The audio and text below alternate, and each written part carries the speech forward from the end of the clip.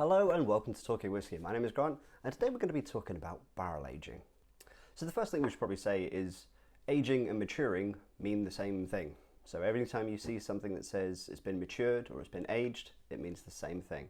Now what that means is you take your new spirit that you've just produced off of your still, you then place it into an oak barrel and then you leave it for an amount of time to age or mature it. The wood will then interact with the spirit. It will take on some of the tannins, take on some of the sugars and everything that come from the woods, and then that's what gives us the lovely whiskey that we know and love. Now depending where you are, it depends on how long you have to keep it in the barrel by law.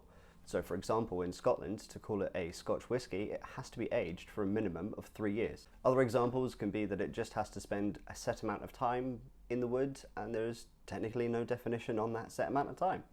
But certain countries have certain rules about what you're allowed to call your whiskey because of the time that you have to age it in a barrel. Something we should probably mention when we're talking about aging, and more specifically around Scotland, is when you hear the term first fill. Now first fill simply means that's the first time that that distillery has had that barrel and put something in that barrel to mature or age. So let's take a bourbon barrel for example. A bourbon barrel has been used in America, it's been used for the first time, they've filled it, they've made bourbon out of it, and now they can no longer use it for bourbon. So they send it to Scotland. A Scottish distillery picks it up and then they put their new make spirit in it, and that is their version of a first fill. They could then possibly reuse that barrel and that might be a second fill. So something you usually find with barrels is that the inside of them will be charred. Now when you char the inside of a barrel, what that does is that helps break down the wood sugars inside the barrel for it to then come into contact with the new spirit to help give that wood sugar effect. And you tend to get some of the caramel, coconut, vanilla notes. They tend to come from those wood sugars that you've broken down by charring the barrel to start with. So something else we should probably mention is finishing. So when you finish a whiskey, you take it from the barrel it has been maturing or aging in, you then place it into another barrel to finish it. And by finishing it, you can be doing something with a different type of barrel to give it a different flavor that you're looking for, or maybe even it's a smaller barrel to have a little bit more contact with the wood.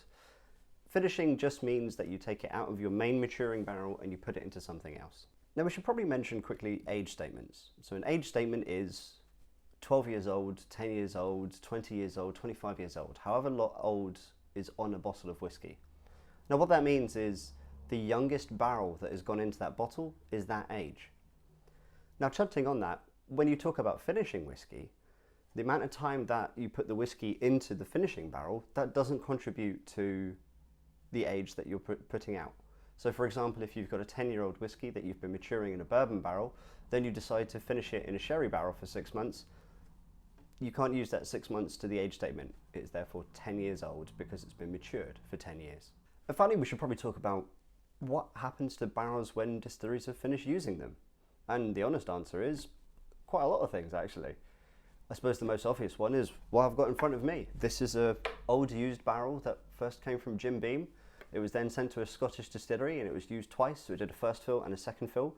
And then they resold it and I picked it up. And now I have it as part of my presentation.